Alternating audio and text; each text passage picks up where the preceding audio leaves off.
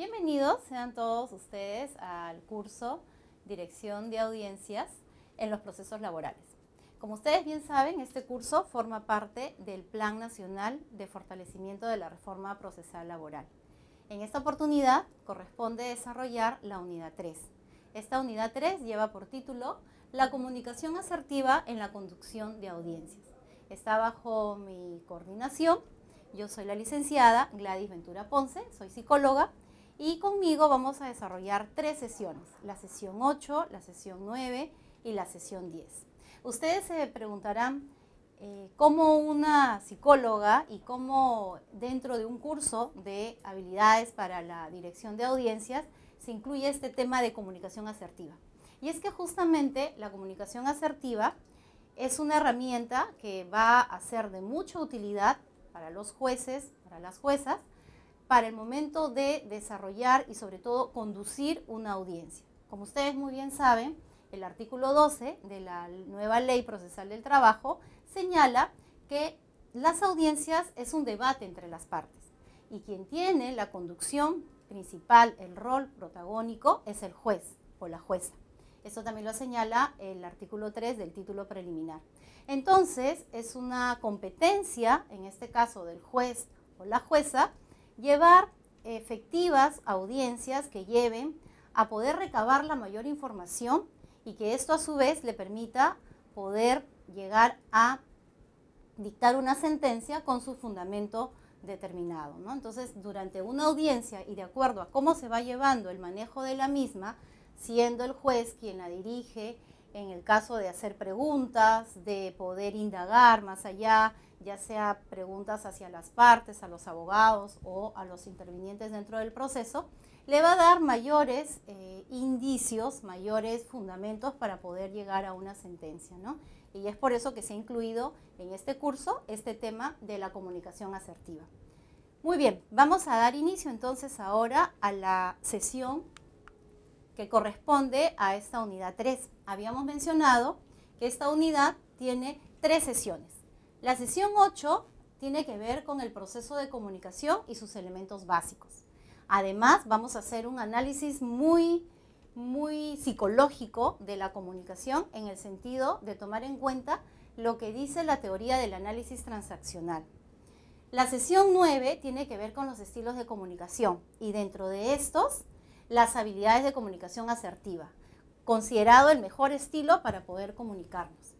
Y la sesión 10 tiene que ver con la comunicación no verbal y cuáles son sus componentes principales. Porque tenemos que tener en cuenta que en un contexto de comunicación no solamente ocurre lo que es la comunicación verbal o la transmisión de signos verbales, sino también hay la comunicación no verbal. Esto es lo que es referido a los gestos, a los ademanes, a los movimientos corporales, y que eso también trae en sí un mensaje que es también oportuno que el juez lo pueda conocer, porque le va a servir también de poder, en algunos casos, encontrar discrepancias entre lo que se dice o la manera como se dice. Entonces también le va a servir mucho para poder identificar algunos puntos críticos o claves durante el transcurso del debate. Muy bien, vamos a dar inicio entonces a la sesión 8 que tiene que ver con lo que es el proceso de comunicación.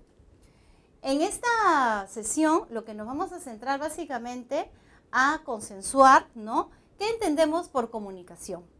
La comunicación es un proceso de interacción social e interpersonal. No puede concebirse una comunicación de una sola persona. Definitivamente para que exista comunicación tienen que haber 2 o más personas. Por eso es un proceso que involucra, es de naturaleza social, ¿no? Involucra la presencia de interlocutores y que a su vez se lleva a cabo a través de una transmisión de mensajes. Estos mensajes, como ya lo había señalado anteriormente, pueden ser información de tipo verbal o de tipo no verbal, ¿no? Tanto en la comunicación pueden suceder este tipo de intercambio. Pero a su vez también hay que tener en cuenta que durante la comunicación se ejerce una influencia recíproca y se establece un contacto a nivel racional y emocional entre las partes. Esto es importante resaltar porque en una comunicación no solamente son hechos o datos o información que se transmite, también se transmiten emociones, sentimientos, pensamientos, opiniones, creencias, tradiciones y un sinnúmero de hechos que trae consigo la persona a través de la experiencia de su vida. Por eso que en el momento de una audiencia, si bien es cierto, pueden incurrir todos estos tipos de información, el juez tiene que ser lo suficientemente objetivo en el sentido de tratar de quitar toda la parte o todo el contenido emocional que trae consigo el debate y ceñirse a lo que es la información real de los hechos, ¿no? Porque definitivamente en una audiencia no se pueden estar señalando informaciones de tipo de emociones o sentimientos, que finalmente no van a ser lo que va a llegar a dar con una adecuada sentencia. Lo que va a ayudar al juez a poder tener la mayor información posible es en el caso de datos, de hechos, de situaciones objetivas, ¿no? Para eso el tinte de la parte emocional y racional se debe de alguna manera eliminar o tratar de que no sea el principal objetivo del debate. Vamos entonces ahora con los elementos de la comunicación. Como ustedes pueden apreciar, hay dos principales actores. Como había mencionado, en una comunicación de naturaleza social participan mínimo dos interlocutores. El emisor, quien es la persona que transmite el mensaje, y el receptor, quien recibe la información. En este caso, el emisor es quien transmite la información, pero como les había mencionado, tiene esta información tanto verbal como no verbal. El emisor señala toda aquella información, pero a su vez teñida de este sentimiento y de este pensamiento, ¿no? El emisor tiene un objetivo comunicacional, que puede ser influenciar, motivar, puede ser también un objetivo que tiene que ver con en el caso de una audiencia, convencer, ¿no? En este caso al juez o a las partes que están dentro de él. El receptor, en su caso, es quien recibe la información, quien entiende esta información y también a su vez siente y piensa, porque tampoco podemos nosotros considerar que es una persona que solo recibe, sino también él también está procesando la información. Por eso es que dentro del emisor y del receptor ocurren procesos internos. El emisor codifica la información y es el receptor quien la decodifica. A través de este proceso de transmisión de información, el emisor transmite un mensaje. Este mensaje tiene un contenido verbal, que es principalmente lo que dice. Y acá tiene que ver con la verbalización, ¿no? Pero también este contenido verbal tiene a su vez que ver con la forma en cómo lo dice. Para eso incluye o interfiere, o perdón, se considera el tono de voz, el lenguaje corporal, cómo utiliza las manos, como la postura con la cual está señalando las cosas, el tono de su voz, ¿no? El volumen de la voz, la dicción, los titubeos, todos esos detalles están dentro de lo que es la comunicación no verbal. A su vez, el emisor, cuando transmite el mensaje, lo hace a través de un canal. Este canal es el medio de transmisión. En el caso, si nos situamos en el caso de una audiencia, el canal es en este caso la transmisión verbal, ¿no? El principio de oralidad, que es el marco del desarrollo de la audiencia. Y el código son los signos y reglas que se han consensuado. En este caso, utilizamos los signos verbales que están representados a través del idioma, ¿no? Entonces, en el caso de la audiencia, el canal es un canal verbal y el idioma vendría a ser el código que se utiliza.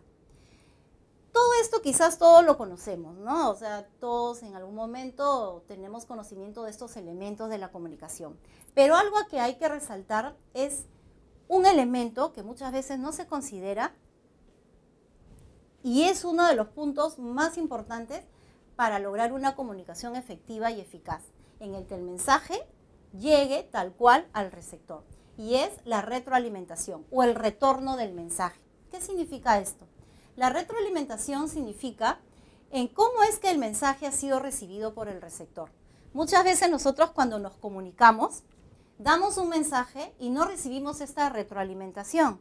Es decir, el emisor desconoce si el mensaje ha llegado tal cual como el emisor lo ha querido transmitir. Y muchas veces, por falta de retroalimentación, vienen los conflictos, las malas interpretaciones o los dobles mensajes, ¿no? Por eso es que en el momento de una audiencia, el juez tiene toda la potestad, si alguna de las partes no entiende el mensaje que se ha transmitido, tiene la potestad de hacer repreguntas o de indagar o poder reformular la pregunta, ¿no? De tal manera que el mensaje pueda llegar claro y con el contenido real que se ha querido transmitir. Entonces, para cerrar este primer punto referido a los elementos de la comunicación, tenemos que tener bien claro que en el mensaje que se transmite hay elementos verbales y también elementos no verbales que intervienen. Que en algún momento el emisor es quien transmite el mensaje, pero también son roles que se van intercambiando, ¿no? El emisor en algún momento transmite el mensaje, el receptor lo recibe, pero en algún momento el receptor también puede convertirse en emisor y viceversa.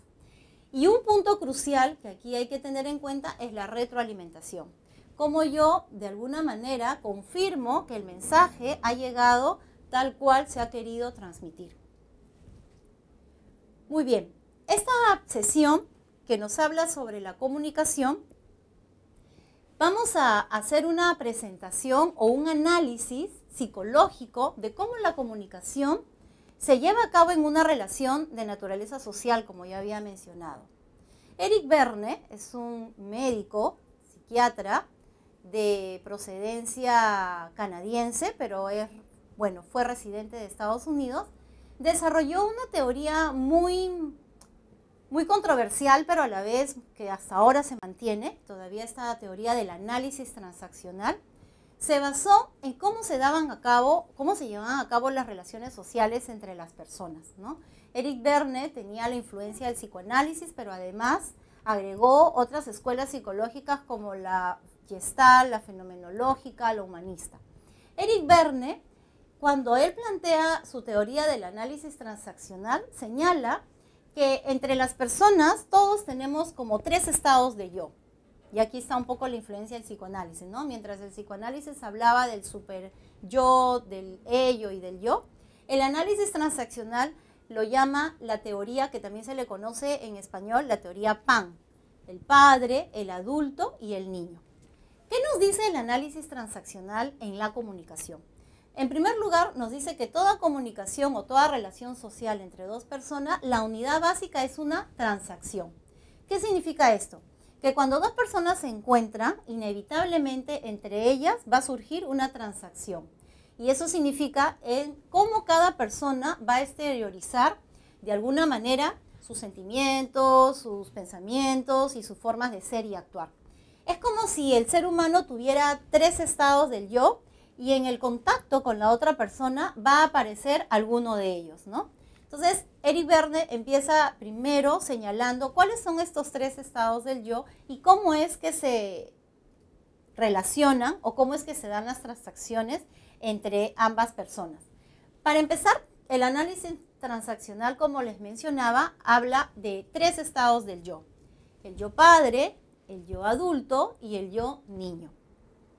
El yo padre es el que transmite o es el que nos interioriza la voz de la conciencia y la moral, ¿no? Generalmente en las edades de la infancia, de niño, cobra el yo padre una presencia muy importante, porque es la persona que nos enseña las cosas que se deben hacer, ¿no? El yo padre es el que nos dice lo que debemos hacer, ¿no? Y eso es transmitido, como decía, desde la época de la infancia. ¿Qué incluye lo que es el yo padre? Incluye dogmas, creencias, tradiciones que son transmitidas de padres a hijos, ¿no? Para esto, la transmisión principal son los patrones aprendidos. Se utilizan todos los patrones aprendidos. Entonces, en la medida que las personas hayan tenido una influencia muy fuerte del padre, sus transacciones van a ser dominadas o van a ser de alguna manera donde va a predominar el yo padre, ¿no? Entonces, la mayoría de sus transacciones van a ser enfocados en deberes, en tradiciones, en paradigmas. El yo padre en realidad es la persona como que nos dice en todo momento lo que se debe hacer, ¿no? La conciencia, la moral. Luego tenemos al yo adulto. Ya este yo adulto se va generando en el ser humano en las etapas posteriores a la infancia, ¿no? A través de los aprendizajes, de las experiencias que va teniendo a lo largo de la vida, se crea este yo adulto. ¿Cómo es este yo adulto? El yo adulto habla de la voz de la razón. Lo que prima en el yo adulto es lo que conviene hacer. Ya no es tanto lo que se debe hacer como una imposición irracional en algunos casos, sino en este caso lo que se consensúa. En el caso del yo adulto, es el que se refiere a la voz de la razón. ¿Esto qué significa? Que es lo que se conviene hacer. Para esto incluye todo lo que son leyes, consensos, todo lo que la sociedad en su conjunto ha consensuado justamente para llevar a cabo una vida armoniosa, sin conflictos, ¿no? Es por ello que el yo adulto utiliza la razón y la lógica. Es un estado del yo que se maneja totalmente vinculado en relación a la realidad, ¿no? Es muy objetivo y su pensamiento está basado en la razón. En el caso del yo niño, es más bien la voz de la sensibilidad, ¿no? Lo que se quiere hacer. Si nosotros quisiéramos hacer esto una relación con los hemisferios cerebrales, sería algo así como que en el yo niño prevalece el hemisferio derecho, que tiene que ver con todo lo que es la sensibilidad, las emociones, ¿no?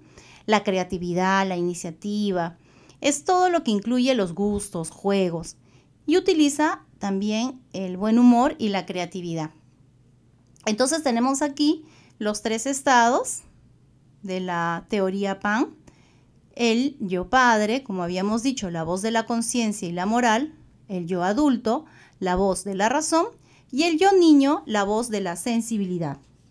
Pasamos ahora a ver los tipos de transacciones, ¿no? Porque había mencionado que en una comunicación se encuentran dos o más interlocutores y entre estos sucede transacciones, pero estas transacciones pueden tener diversos estilos o tipos de acuerdo a la naturaleza con las que se vayan presentando. ¿Qué significa esto? Una transacción de tipo complementaria es cuando las transacciones se dan en el mismo nivel. Es decir, si una persona está hablando en un estado de yo padre, el interlocutor también está en ese estado. Entonces estamos hablando de una transacción de padre a padre, por lo tanto es complementaria. También podría ocurrir una transacción de adulto a adulto o de niño a niño. El otro tipo de transacción es la transacción cruzada, que se da cuando los estados son diferentes. Podríamos estar hablando con un estado de yo padre y el interlocutor nos responde en un estado de yo adulto. Y esa es la transacción cruzada, cuando no se mantiene el mismo nivel.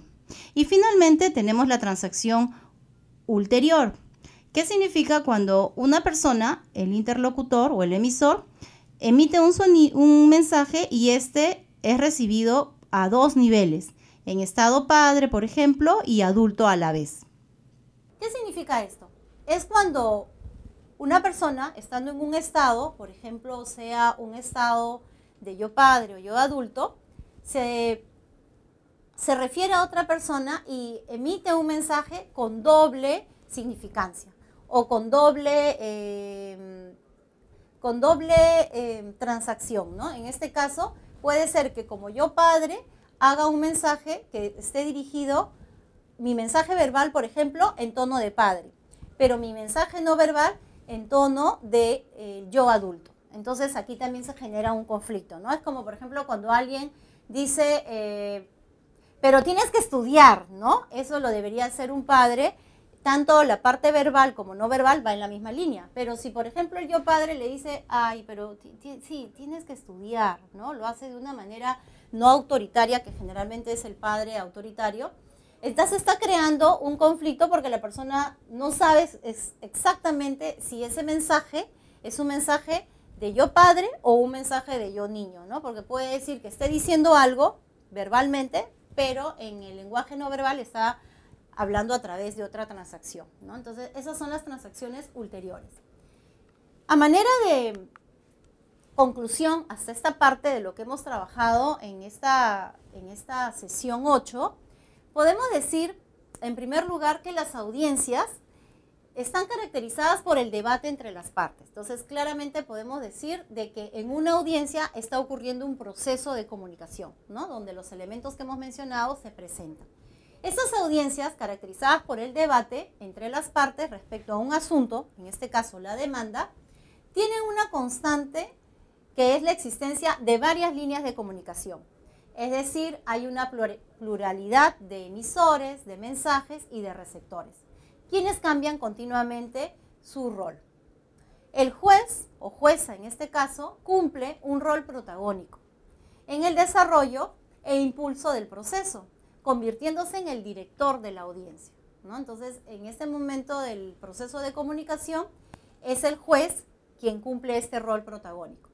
El principio de oralidad ha de entenderse como esta necesidad procesal de comunicarse de manera eficiente y eficaz, ¿no? Ese es un poco el objetivo que debe perseguir durante todo el momento de la comunicación en la audiencia, para lo cual se requiere que el contenido del mensaje sea conocido y entendido tanto por el emisor como por el receptor, predominando sobre todo los hechos sobre las creencias, prejuicios, opiniones o suposiciones personales. Entonces, la manera de poder llevar un adecuado proceso de comunicación durante una audiencia es hacer que el mensaje llegue tal cual la transmisión y tratando de filtrar los contenidos de emociones, de creencias, de pensamientos, y donde debe primar son los hechos, las pruebas de los hechos y los alegatos referidos a eso. Es allí donde, como mencionaba también, importante lo que es la retroalimentación. Entonces, la comunicación, entendida como un proceso interpersonal, permite la presencia también de transacciones, ¿no? En esta teoría de análisis transaccional que había mencionado, donde la transacción se convierte en la unidad básica. Y para lograr una comunicación eficiente y eficaz, se requiere de transacciones de tipo complementarias. Y para el caso de una situación de una audiencia, debe ser la que prime la de tipo adulto con adulto, donde prima la razón, la lógica de los hechos presentados dentro del marco de la Constitución y las leyes. Muy bien. Hasta ahora entonces en esta sesión lo que hemos desarrollado básicamente es qué es una comunicación, cómo se da el proceso de comunicación, los elementos que intervienen en ella y una explicación según la teoría del análisis transaccional que nos refiere cuál sería en este caso la mejor comunicación, la que lleva a un buen entendimiento entre las partes y además es la que se ajustaría más a una situación de audiencia. De una audiencia, ¿no? Que es la comunicación de tipo adulto a adulto. El juez entonces ahora con esta información puede tener la capacidad de identificar cuando alguna de las partes está interviniendo en qué estado está ubicado, ¿no? De acuerdo al tipo de verbalizaciones que realiza.